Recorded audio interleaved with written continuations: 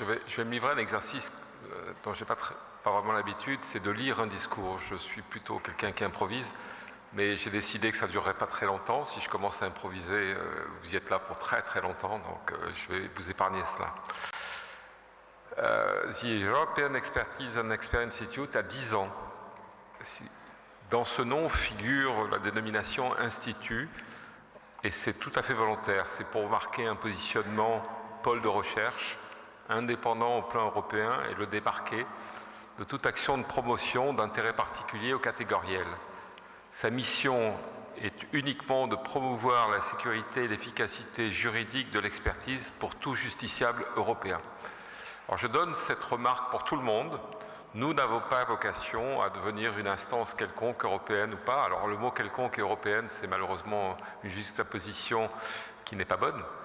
Nous n'avons pas vocation à être, en tous les cas aujourd'hui, une instance européenne de représentation des experts ou autres. Nous sommes un think tank, nous sommes indépendants, nous sommes là pour amener une amélioration, une réflexion par nos travaux, par vos travaux, améliorer l'expertise et la manière de rendre la justice en Europe avec les experts qui rentrent dans le cadre judiciaire. Donc ça fait 10 ans, l'idée est partie en 2005, elle a commencé en 2005, on a déposé des statuts en 2006, en octobre 2006, un développement maîtrisé, alors ça j'aime bien parce que j'écris un texte, un développement maîtrisé mais constant, ça veut dire que le démarrage a été difficile, il faut lire entre les lignes.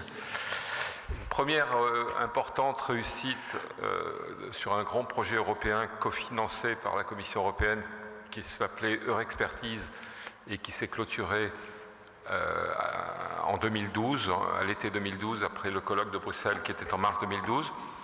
C'est là où ont été jetées les bases du travail sur l'expertise civile européenne. Et c'est, comme vous l'avez entendu aujourd'hui, ce qui a été à la base du projet aujourd'hui et de la conférence de consensus. C'était donc le papa ou la maman du projet Aigle, qui est le nom de code du projet que cofinance également la Commission européenne. Je crois que j'ai un bon point à chaque fois que je prononce cofinancé par la Commission européenne. Hein, c'est pour ça que je le fais. La dame qui représente la Commission européenne, vous notez bien. Hein.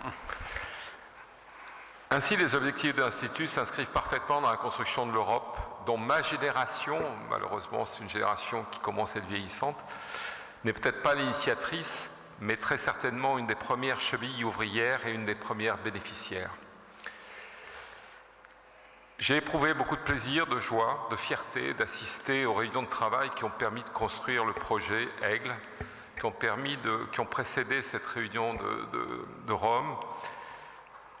Ça m'a permis de voir que malgré les différences d'analyse, de culture, les gens acceptaient tout cela dans le respect et l'estime de l'autre. J'ai été surpris, agréablement surpris. La simplicité des échanges au sein de groupes hétérogènes en termes d'activité, de nationalité, dans leur pratique, mais homogènes dans leur volonté de contribuer à la construction de justice de qualité en Europe. Ça m'a frappé.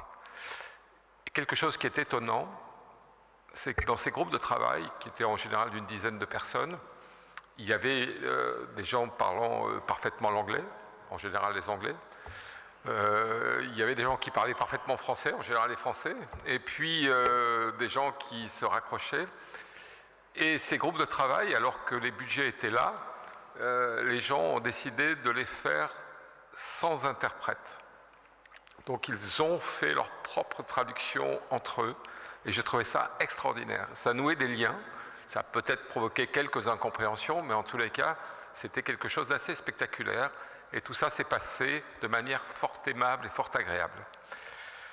Et tout ça pour une seule volonté, c'est créer un projet européen, participer à un projet européen, et je crois que c'est la base de la réussite des travaux de l'Institut. Ce projet Aigle, c'est aussi la reconnaissance de l'importance de l'expertise judiciaire dans de nombreux litiges, et la reconnaissance de l'apport de l'expert dans la résolution de la plupart d'entre eux. C'est la reconnaissance enfin de l'honnête homme, alors là je suis navré, de l'honnête femme aussi. Mais vous avez vu que, chère Christiane, qu'on dit honnête homme, on ne dit pas encore vraiment honnête femme, hein, cherchez l'erreur. Qui est l'expert judiciaire, où là il y a peut-être quelque chose à voir, il y a quand même 90% ou 85% des experts judiciaires qui sont des hommes. Là aussi il y a peut-être un travail à faire. au service de ses prochains. Alors je reprends, c'est la reconnaissance enfin de l'homme qui est l'expert judiciaire au service de ses prochains et de l'œuvre de justice. L'expertise, alors c'est important, l'expertise n'est pas aujourd'hui et ne peut être une profession, tant les disciplines et les pratiques sont diverses et éloignées. C'est donc une activité le plus souvent occasionnelle. Il faut que vous gardiez ça en tête, ce n'est pas une profession. Quoi de commun entre l'expert architecte et l'expert en carillon, entre le médecin et le financier, entre le légiste et le spécialiste de l'environnement? Rien, apparemment, si ce n'est l'essentiel, une volonté de mettre en toute indépendance ses connaissances au service du juge et de son prochain, de ses prochains, afin de participer à l'œuvre de justice, fondement de toute démocratie. Bonsoir, monsieur le bâtonnier. Je vous le présenterai après. Il y a 10 ans, quelques personnes, vite rejointes par beaucoup d'autres, ont décidé de faire abstraction des différences entre les systèmes judiciaires des pays européens et pour l'expertise contribuant à une procédure judiciaire, d'accroître la confiance dans les opérations d'expertise menées dans d'autres pays que le sien, ce sont nos objectifs, d'accroître la qualité des opérations d'expertise dans tous les pays, et notamment ceux de l'Union européenne, ça c'est un clin d'œil à nos amis du Conseil d'Europe, de rechercher l'excellence dans les opérations d'expertise. En tous les cas, on aura le mérite d'essayer, probablement on réussira. C'était un rêve, une gageure. 10 ans plus tard, nous avons compris que ce n'est plus qu'une question de temps, c'est inéluctable. Nous allons réussir. Quelques mois, quelques années, c'est devenu probablement inéluctable. Quelques mots sur le projet Aigle. L'idée est issue comme une évidence du projet Eurexpertise, je viens d'en parler, construire un cadre consensuel de pratique expertale dans l'Union européenne pour la justice civile. La justice civile, c'est parce que là, c'est une contrainte de financement de la Commission européenne qui nous a demandé de nous concentrer sur la justice civile. Je crois que cette dichotomie justice civile, justice pénale est en train de s'estomper dans les budgets et dans les projets de la Commission européenne. Donc on va retaper à la porte de la Commission européenne pour parler du pénal. J'ai entendu monsieur le procureur général Faletti, j'ai entendu d'autres personnes ce matin le réclamer, John Custer qui en parlait ce matin. Évidemment, on va demander à faire un travail semblable sur l'expertise pénale. Le résultat attendu, un guide des bonnes pratiques, voire un livre blanc des recommandations en matière d'expertise judiciaire et d'experts, sans préjugés, sans discrimination, avec un maximum d'ouverture et hors tout processus politique pour trouver des convergences. À cette fin, il a été décidé d'organiser une conférence de consensus, méthode utilisée régulièrement dans le monde médical, mais là je paraphrase mon ami Alain Nuet, dont le fondement est dans le titre « La recherche d'un consensus ». C'est une occasion unique où l'apport de chacun fait progresser le travail collectif. Pour ce faire, l'Institut s'est inspiré de 2 expériences. Je tiens même si c'est de l'histoire, je tiens à les mentionner parce que l'idée est venue de là. Une conférence de consensus organisée par la Cour de cassation française en 2006 avec pour objectif de faire émerger pour les magistrats concernés les bonnes pratiques pour nommer les experts, proposer des missions d'expertise et suivre le déroulement des opérations d'expertise. C'était un peu l'autre côté du miroir. Cette conférence de consensus a été notamment dirigée par Alain Nuet, d'où la raison pour laquelle Alain Nuet se retrouve en organisateur, en chef de cette conférence de consensus. Il avait une expérience et il a beaucoup de talent. Une seconde conférence de consensus organisée en 2010 par le CNEJ, qui est le Conseil national des experts judiciaires belges, dont le président est ici, à Malines, sur le thème du statut de l'expert en Belgique, et ce dans le cadre du projet Eurexpertise. C'était une réflexion fort intéressante, et avec des résultats de travaux très très intéressants. D'ailleurs, la Belgique, probablement inspirée, a décidé de promulguer une loi sur l'expertise judiciaire. Il reste à attendre le décret royal. Je pensais que c'était une simple... à poser simplement sa signature. Il semble que quelquefois il faille plusieurs années, donc soyez patients. Alors, pour bien cibler ce qu'est ce projet Eagle, avant aujourd'hui, c'est 15 mois de travail. Ce projet a démarré il y a 15 mois. C'est 60 personnes, magistrats, avocats, experts universitaires engagés dans différents travaux. Il n'y a pas eu que des groupes de travail, il y a eu un certain nombre d'autres choses. Je ne sais pas combien c'est de réunions. C'est beaucoup de grandes villes. On a essayé d'honorer toutes les villes. Ça n'a pas toujours été facile. Les gens sont souvent attirés par la facilité de la communication plus que par le charme des villes. En tous les cas, on a réussi quand même à faire des réunions à Milan, Barcelone, Gand, Bruxelles, Paris, Delft, Cologne, Utrecht, il me semble, j'en oublie peut-être. Un groupe d'études de textes pour les harmoniser, on a remercié M. Cuniberti ce matin, Alix. La constitution d'un jury qui est ici et qui va avoir la lourde charge de travailler cet an prochain. Surtout demain, Rome, demain, il paraît qu'il fait un temps splendide, je suis vraiment navré, mais il ne fallait pas choisir d'être dans le jury. Pour savoir qui assistait aujourd'hui, 150 personnes, un peu plus de 150 personnes étaient inscrites. On avait une limitation normalement à 150, il y a toujours quelques personnes qui ne viennent pas, donc on était complet dans la salle. A priori, j'avais compté il y a quelques jours, il y avait 22 pays, il y avait des participants qui viennent de 22 pays. Il semble qu'il y ait eu quelques personnes en plus cet an dernier, donc il y a au moins 22 pays qui sont présents, mais je pense que vous avez la liste des inscrits dans vos documents et vous saurez le dénombrer mieux que moi. Il y avait 12 cours suprêmes qui ont été représentés. Bon, c'est un bon tiers, on aurait espéré un peu plus, mais il faut que maintenant la rumeur monte jusqu'à eux. Ils sont dans les Olympes de la justice, mais on va pas lâcher. Alors, ce guide des bonnes pratiques que vous allez tous contribuer à réaliser va être rédigé par le jury. Il est indispensable que ce guide soit diffusé le plus largement possible. Alors, on a des fichiers mail, on a tout ce que vous voulez, mais on compte sur vous. Vraiment tous, vous êtes tous concernés pour nous aider à communiquer, ou en nous communiquant des listes de diffusion, ou en diffusant vous-même le guide.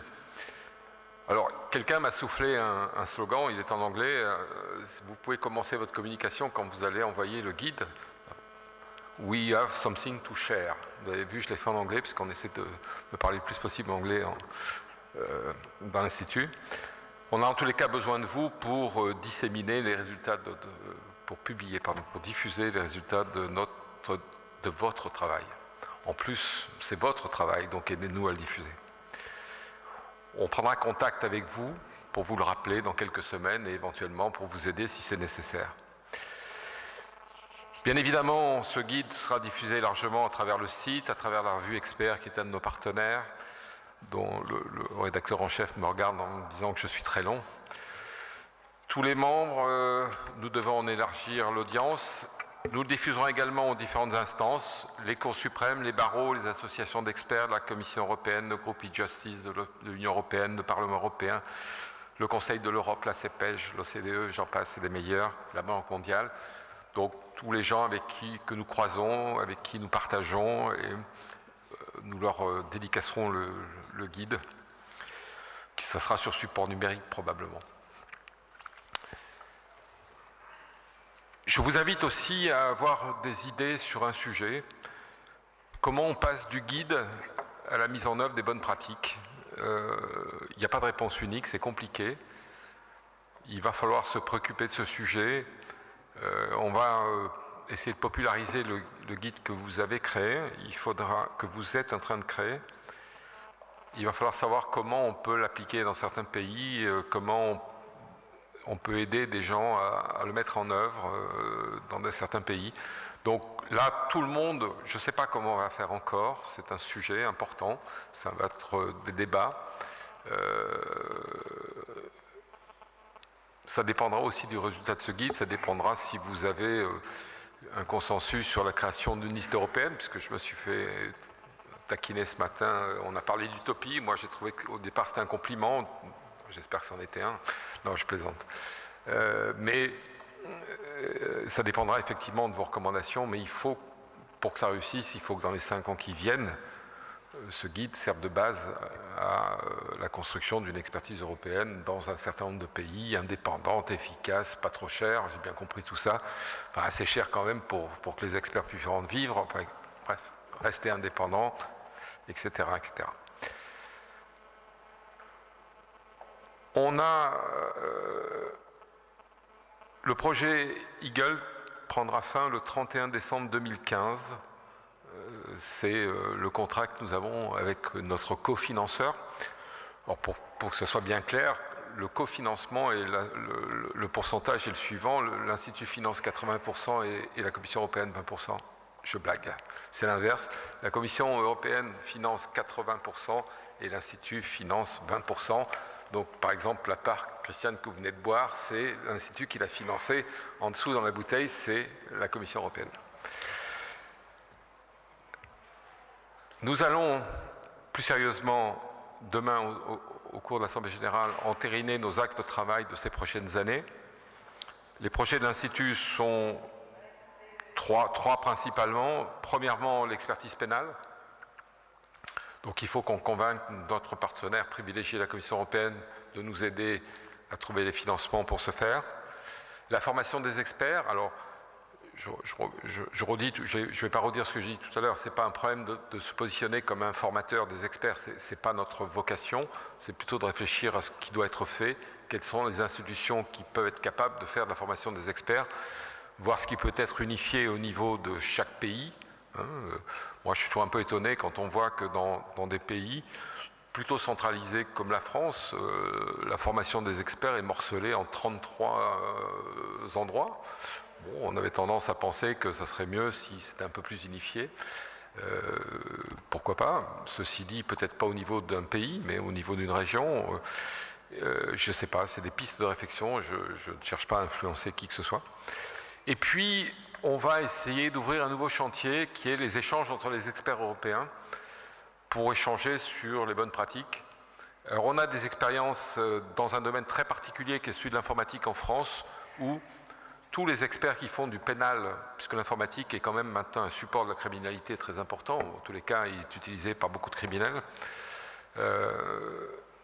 donc il y a de plus en plus d'expertise pénale informatique, et les experts ont décidé d'échanger toutes leurs pratiques, toutes leurs techniques. Ils se positionnent donc entre confrères et non comme concurrents. C'est une démarche. On pense que l'expertise a aussi à gagner lorsque les gens échangent sur les métiers. Donc on va essayer de faire ça. On a une autre piste aussi. On va bientôt aider à l'édition d'une thèse qui est menée depuis 5 ans avec les fonds de l'Institut européen.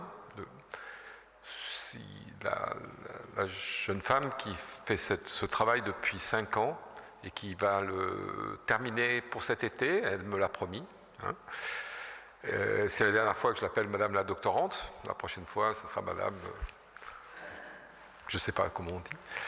Elle va soutenir sa thèse en octobre. Elle a travaillé depuis 5 ans sur le rôle des experts psychiatres dans le traitement des crimes psychiatriques. Donc toute la responsabilité de l'expert psychiatre. Elle a fait ça dans un axe sud-nord. C'est aussi en fonction des langues qu'elle pratique. Elle a fait ça en comparant les modes de fonctionnement, enfin les modes d'intervention des experts psychiatres en Espagne, en France, en Grande-Bretagne, en Suède et un pays qui n'est pas sur cet axe nord-sud mais qui est un pays plus à l'est, la Roumanie. Donc je t'entends des sum-up, des résumés. D'ailleurs, on en mettra un prochainement sur le site de ces travaux. C'est très très intéressant. Il y a beaucoup d'idées reçues qui peuvent peut-être intéresser. On pourrait s'apercevoir qu'il y a certains pays qui traitent beaucoup mieux que d'autres cette problématique, qui consacrent peut-être aussi plus de moyens, sachant qu'il restera toujours un problème qui est celui de la récidive et de la tempête médiatique à chaque fois qu'il y a un criminel récidive dans ce domaine. Donc voilà les pistes sur lesquelles on travaille. L'avenir de l'Institut, c'est une assise financière plus importante et pérenne. Aujourd'hui, l'équipe de l'Institut, à part des financements sur certains projets, est composée uniquement de bénévoles. Donc, sachez-le, j'en suis pas particulièrement fier. J'aimerais bien que ça change, j'aimerais bien qu'on ait un peu plus de moyens. Peut-être que maintenant qu'on atteint 10 ans, c'est quoi la puberté, je ne sais pas, peut-être qu'on trouvera plus facilement de l'argent. En tous les cas, on a un problème de financement pour pérenniser l'Institut. On va avoir besoin de développer régulièrement l'Institut. Sachez aujourd'hui que on a une cinquantaine d'institutions qui sont membres. Alors, on dit, qu'est-ce qu'on appelle comme institution? Alors, c'est un appel à vous tous. Une institution, c'est soit une cour d'appel ou l'équivalent, c'est soit un barreau, c'est soit une association d'experts, mais disons, le corpus de l'expertise est peu structuré en association, à part dans quelques pays comme l'Allemagne, la France, la Grande-Bretagne, l'Espagne, ou la Belgique aussi, où il y a des débuts de développement d'associations. C'est pourtant fondamental, hein. Si on veut améliorer l'expertise, il faudra un jour que l'expertise se structure. On ne peut pas parler avec une nébuleuse. Il va falloir que ces gens se réunissent, créent des associations, puissent discuter avec les patrons de juridiction, avec les bâtonniers, puissent échanger, puissent faire progresser leurs pratiques. L'Institut, ça sera toujours un lieu d'échange permanent, donc on va essayer de continuer. Et puis, ça sera toujours probablement une matrice de compétences par profession, par activité, par pays. Voilà. Alors, je finirai par les remerciements, mais je vais d'abord laisser monsieur le bâtonnier qui... Alors, c'est pas désintéressé. Outre que je trouve que c'est intéressant que le pays qui est notre hôte aujourd'hui soit représentant et que la profession d'avocat le soit, très franchement, c'est aussi un piège. Je souhaite que mon voisin et l'institution qu'il dirige adhèrent à l'Institut dans les jours qui viennent. Donc mettez-lui la pression, regardez-le en se disant peut-être qu'il va devenir adhérent de l'Institut. Et là, c'est une démarche commerciale forte. Je vous prends un témoin.